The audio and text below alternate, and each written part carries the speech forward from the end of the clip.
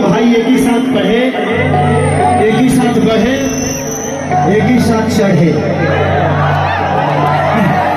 जहां भी चढ़े एक ही साथ चढ़े। हम दोनों को गर्लफ्रेंडो एक एक होती थी यार, हम दोनों भाई मिल बांट के खाते थे सब कुछ। अच्छा जितेंद्र साहब जी आ रहे हैं, कितना दूर है?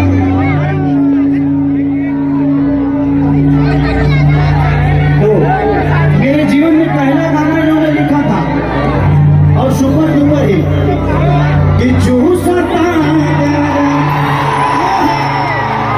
अरे चूसता देवरा चूसता,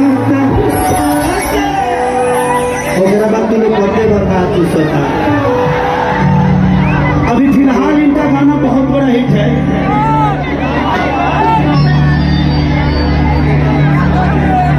कि नींबू खरबूजा भाई।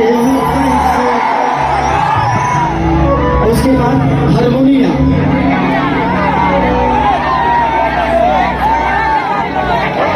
कि नोट बरसे लतहरा लथुनिया अब ठुमका हारमोनिया।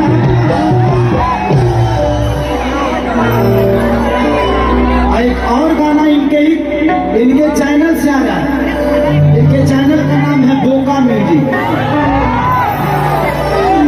उसमें मैं और अभी जो बहुत ज्यादा वायरल हुई है, जो कि हिंदी में बहुत बड़े बड़े काम किया, उन्होंने साउथ में भी किया है, आकांक्षा पुरी जी।